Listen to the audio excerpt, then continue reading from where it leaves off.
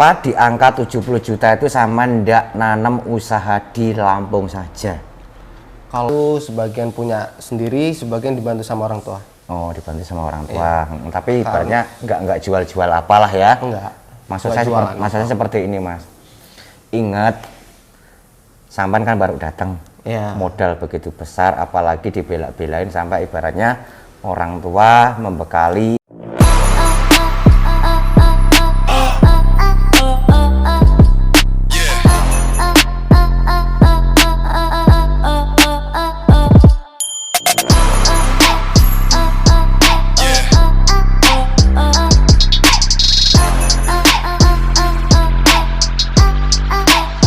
Let's see.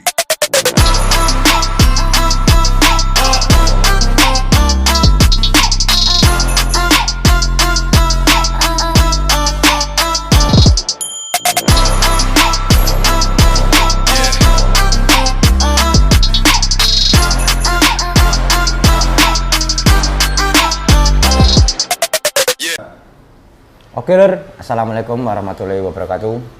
Salam-salam sehat, salam seduluran dimanapun Anda berada. Masih bersama Trans SP7. Terima kasih banyak pendukung-pendukungnya.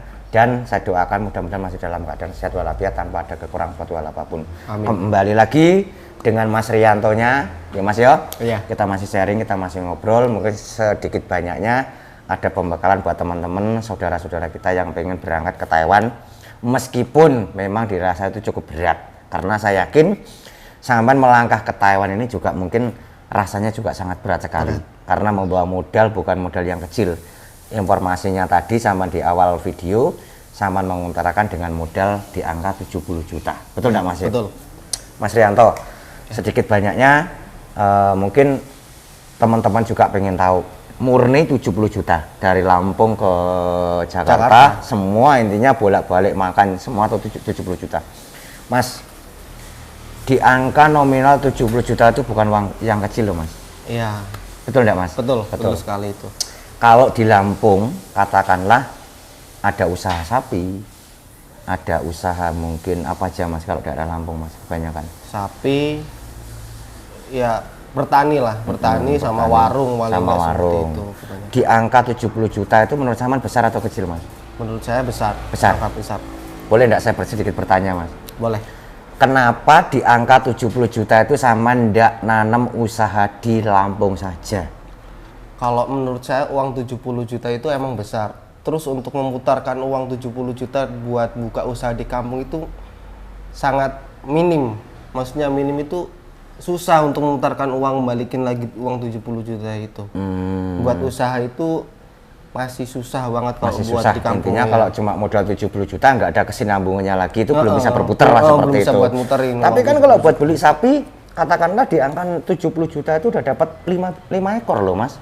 Ya udah, kalau kita beli sapi itu kan paling nggak kita harus nernak dulu, nungguin, terus kita sehari-harinya mau gimana. Kan seperti itu. Betul, mungkin kalau dikatakan 1 tahun baru bisa panen. Nah, betul enggak? Makanya kita merantau aja gitu. Memilih merantau ke Taiwan. Tapi sampean tahu enggak?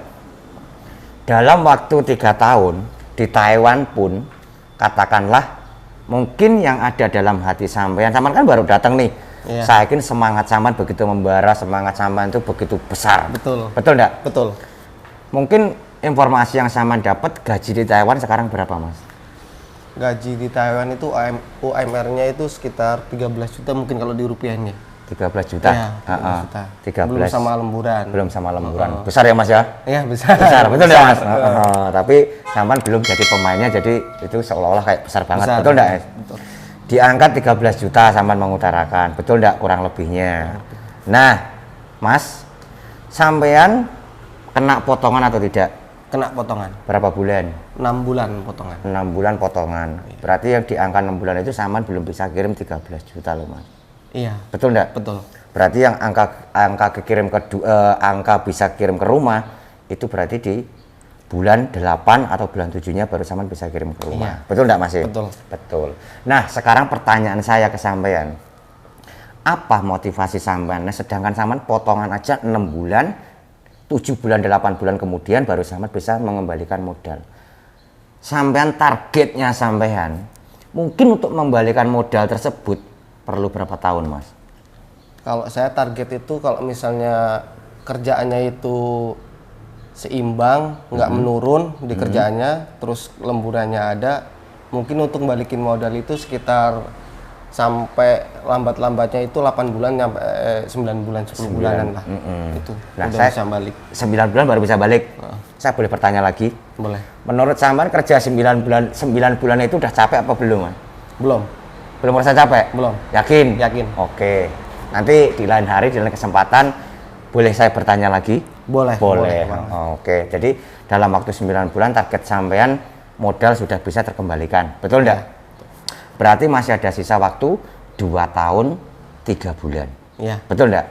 Dalam waktu 2 tahun 3 bulan, Mas, kalau kita kalikan, katakanlah min-minnya 10 juta. Berarti sampean masih bisa nabung di angka berapa? 230 juta. Betul enggak? Betul. Dalam waktu 3 tahun loh, Mas yo. Iya. Mungkin atau tidak mungkin, semua itu tergantung dengan diri sampean. Iya. Betul enggak? Karena satu, di sini tuh sekarang juga semua serba mahal, Mas. Mie, rokok ataupun apa di sini harga udah sedikit memang nggak kayak zaman dulu. Kalau dulu agak murah, tapi sekarang ini bahan-bahan juga sedikit naik. Lah intinya seperti itu. Jadi tinggal bagaimana sampean memanage keuangan sampean, mengatur keuangan sampean. Nek sampean bener-bener di sini mampu memanage keuangan sampean, insya Allah apa yang sampean utarakan tadi itu akan terwujudkan. Amin. Betul enggak? Berarti masih ada sisa tadi di angka 230 juta. Makanya tadi di awal saya ngasih perbandingan sama sampean. Mas, yang namanya kerja setahun, 2 tahun, 3 tahun itu bukan waktu yang singkat, Mas. Itu sudah melelahkan sendiri, udah sangat melelahkan itu kalau untuk ukuran saya, seperti itu. Makanya di awal tadi saya ngomong, kenapa enggak memilih usaha di rumah, malah berangkat ke Taiwan. Betul enggak? Tapi sama punya tujuan yang mungkin lebih besar lagi, impian mungkin yang lebih gede lagi. Betul enggak? Terus kemarin ngobrol-ngobrol di angka 70 juta itu punya sendiri, jual sapi atau bagaimana ceritanya, Mas? Kalau itu sebagian punya sendiri, sebagian dibantu sama orang tua. Oh, dibantu sama orang tua. Tapi ibaratnya enggak jual-jual apalah ya. Enggak. Maksud saya seperti ini, Mas. Ingat, sampan kan baru datang, modal begitu besar, apalagi dibela-belain sampai ibaratnya orang tua membekali ataupun mungkin ngutang sana sini. Ini maaf ya, Mas ya, ini artinya seperti ini. Jangan sia-siakan waktumu di sini, bekerjalah dengan baik.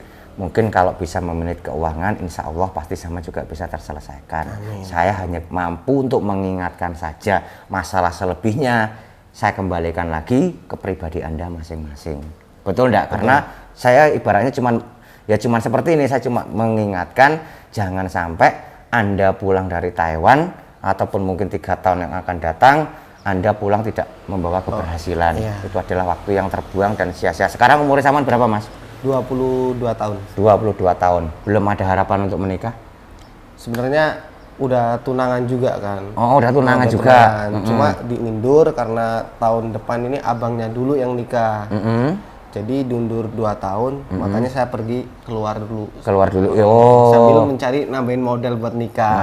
Buat nikah. Jadi harapan kedepannya nanti insya Allah kalau mungkin ada rezeki, masih ada jodoh dengan dia, menikah. Targetnya seperti itu. Terus kira-kira, Mas, target sampean mau berapa tahun ini di Taiwan? Kira-kira di pemikiran sampean sendiri? Kalau target saya, kalau misalnya 3 tahun ini udah habis kontrak, terus kerjaannya nyaman, terus untuk gaji agak mending, ada lemburannya juga agak mending, insya Allah kalau udah pulang ke Indonesia ntar nikah dulu kalau misalnya masih berjodoh gitu kan. Mudah-mudahan nikah ntar pengen balik lagi. Oh, pengen balik lagi. Apa ndak eman-eman, Mas? Punya bojo ditinggal merantau apa ndak eman-eman? Banyak contohnya loh, Mas. Bismillah aja enggak. Oh, bismillah aja. Oh. Orang soalnya pasangannya juga kan pengen ngikut juga ke sini ntar ya. Oh, mau nyusul ke sini. Ya bagus lah kalau gitu. Maksudnya seperti ini, Mas. Ketika kita lagi merantau, kalau bisa jangan meninggalkan salah satu orang yang dicintai, Mas. Contohnya ya istri, maksudnya seperti itu. Karena itu beban loh, Mas, gitu loh. Tapi kalau dia mau nyusul ke sini, yo alhamdulillah, malah bisa kerja bareng. ibaratnya nyari modal bareng-bareng buat masa depan bareng, nantinya juga nggak saling ribut di antara yang satu punya yang satu tidak, itu malah masa depan yang sangat bagus. Setidaknya saya hanya bisa mengingatkan hal seperti ini, semua itu kembali lagi kepada diri Anda masing-masing seperti itu. Jadi harapan sampean, jangkauan sampean 3 tahun yang akan datang, mungkin kalau bisa nambah kontrak ataupun ini harapan sampean kembali lagi seperti itu. Tapi yang ini aja belum dilakoni kok. Ya makanya itu cuma sekedar planning. Terus mungkin sedikit lagi kita bagikan sharing dengan teman-teman ataupun mungkin yang masih ada di PT ataupun mungkin tetangga di rumah yang pengen berangkat ke Taiwan dengan adanya modal seperti ini. Setelah sama nyampe di sini, sedikit bagikan mungkin buat teman-teman apa yang Saman rasakan ketika Saman nyampe di Taiwan itu seperti apa. Monggo Mas. Buat teman-teman di kampung saya dan sekeliling kampung saya, kalau emang kalian ingin berniat ingin keluar negeri gitu, bukan di Indonesia, kerja di luar, tetap pertama berusaha beneran untuk kerja di luar. Terus yang kedua itu jangan main-main lah tujuannya, sama tujuan utama tetap fokus niatnya cari kerja di luar, bukan buat main doang. Betul. Karena biaya kita nggak sedikit tapi luar biasa. Cukup. Oke, mungkin itu aja pesan-pesan dari Masnya. Memang Mas namanya orang merantau itu ada susah, ada jerih payahnya, ada rasa rindu, ada rasa kangen dengan keluarga, itu pasti. Intinya ingat fokus dengan tujuan, mau berangkat ke Taiwan tuh mau nyari apa. Betul nggak Mas? Iya. Oke Lur, mungkin cukup itu aja dulu, kita bisa lanjut ke next video berikutnya. Saya mohon maaf kalau mungkin ada kurang lebihnya atau mungkin salah tutur saya bicara. Betul nggak Mas? Betul. Terima kasih banyak, nanti bisa pindah ke video berikutnya. Akhirnya kalam, wabillahi taufiq wal hidayah. Wassalamualaikum warahmatullahi wabarakatuh.